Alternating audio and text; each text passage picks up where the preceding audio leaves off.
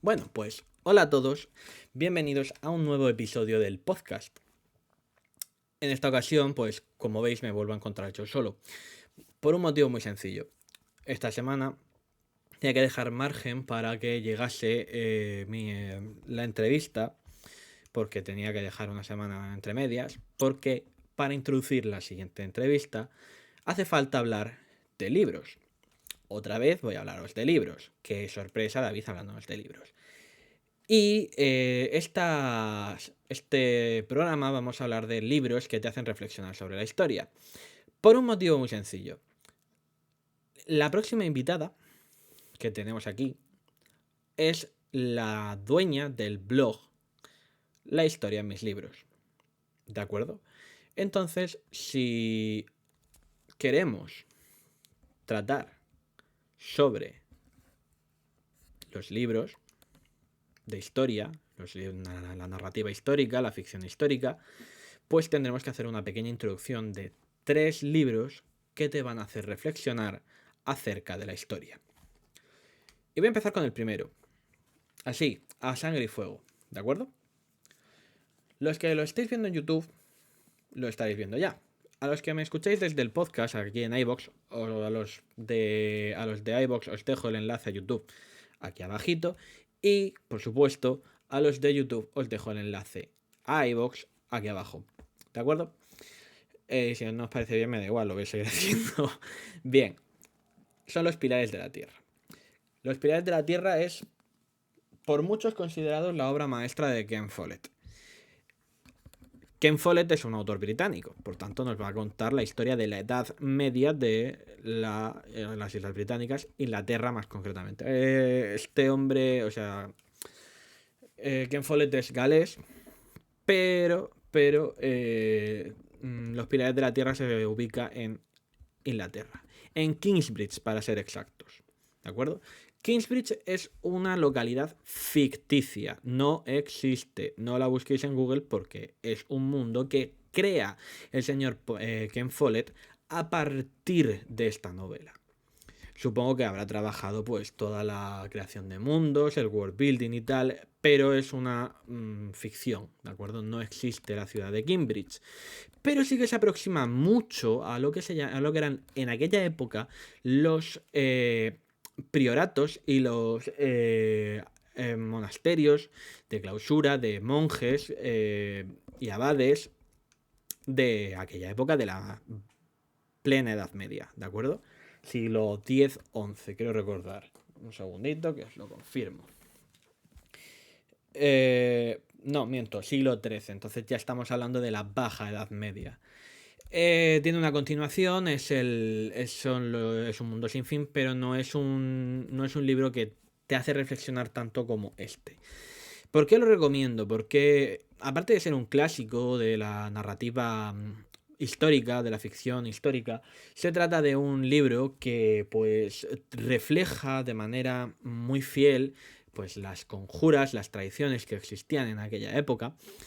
Y sin ir más lejos, también nos narra una Inglaterra asolada por las guerras de las revoluciones de los reyes normandos contra los reyes locales, el antiguo imperio normando, y pues nos retrata una Inglaterra revuelta y nos retrata una sociedad que todavía sigue anclada en esas costumbres eclesiásticas, etcétera, y nos muestra de una manera muy clara el poder que tenía la iglesia, el poder que tenían los condes y duques de aquella época. Siguiendo con libros que te hacen reflexionar sobre la historia, tengo que traer el que para mí ha sido el gran descubrimiento de este año 2022, uno de los mejores libros que he leído de este año 2022. Sí que es cierto que merece mucho la pena, ya sabéis de quién estoy hablando.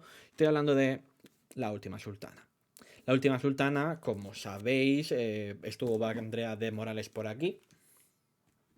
Por si no escuchaste el episodio, te lo dejo por ahí arriba, o por aquí, o no sé. Y también A los que estáis escuchándome en iVoox, os lo dejo en la cajita de la descripción. Y además, a los que sois de YouTube, os lo dejaré en el comentario fijado.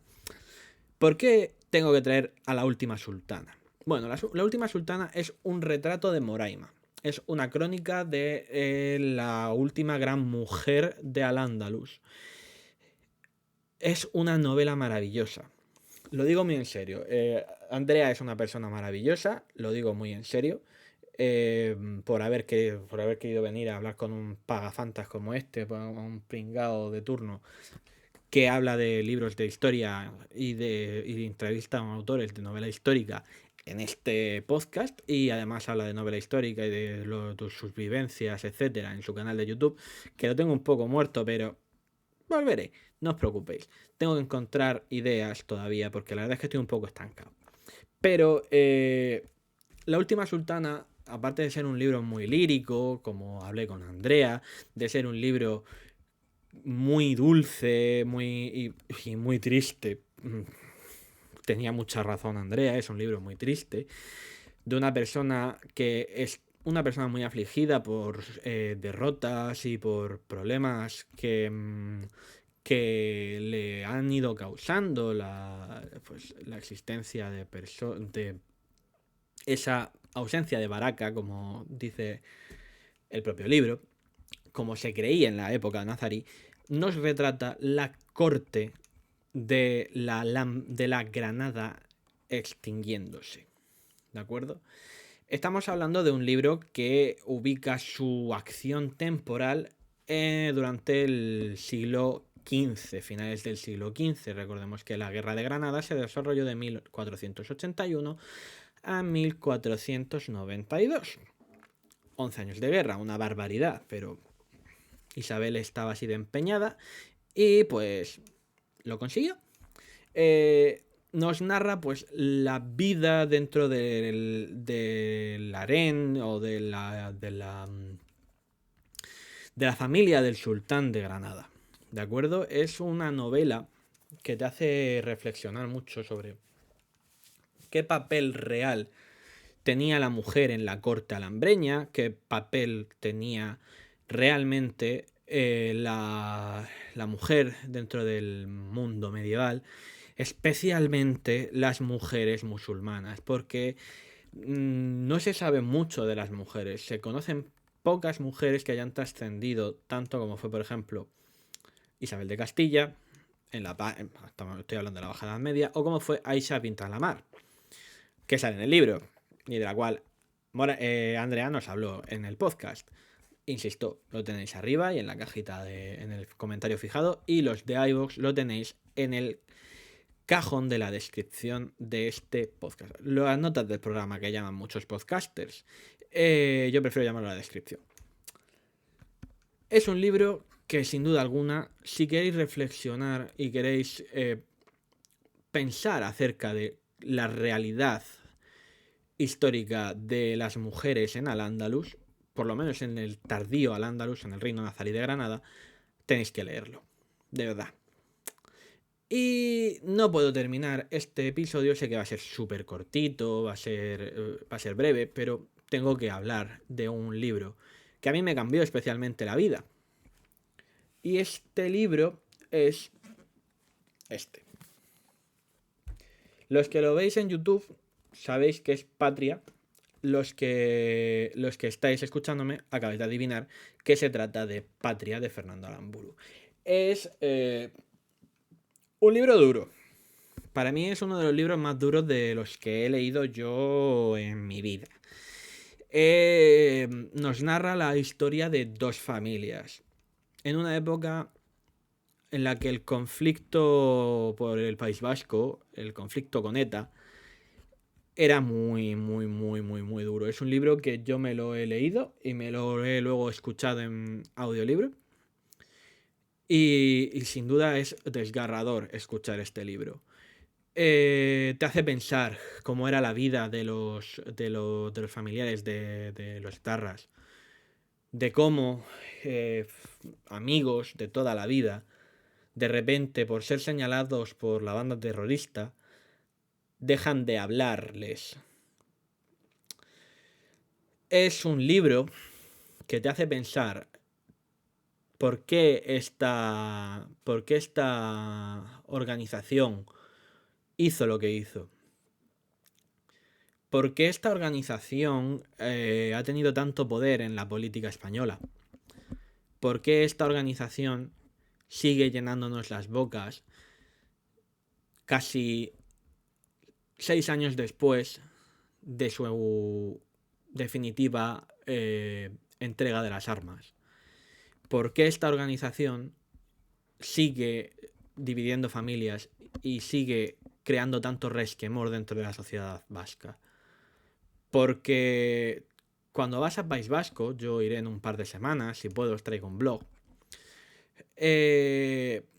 Cuando vienes a País Vasco, cuando vas a País Vasco, especialmente a zonas más obreras, como puede ser, por ejemplo, Santurce, como puede ser, por ejemplo, Guecho. Bueno, Guecho no es más alto, o sea, es de un alto standing. O cuando vas, por ejemplo, a Portugalete, a Baracaldo, toda esa zona, es como un tema tabú no hablar de la organización criminal ETA. Pero se trata de, sin duda alguna, se trata de uno de los libros que más retrata la sociedad vasca de los años 70 y 80 y que más te va a hacer pensar. No es un libro histórico, ¿vale? Es un muy lírico, o sea, es muy lírico, parecido al libro que os he hablado antes de La Última Sultana, pero no es un libro histórico, es una novela. No es una novela histórica, no se le puede clasificar de histórica. Pero os puedo asegurar que es una novela que merece mucho la pena. Estos son los 3 libros que te van a hacer reflexionar acerca de la historia. Si tienes alguna sugerencia, te pido que me lo dejes abajo en el cajón de los comentarios, tanto en iVoox como en YouTube. ¿De acuerdo? Y sin más, me despido hasta la semana que viene con un nuevo episodio, con la historia en mis libros. Hasta entonces, pues como os dijo Ana González Duque la semana pasada, sed buenos y escribid. Y leed. Hoy va de lectura la cosa. Leed mucho. Hasta entonces, sed felices. Chao.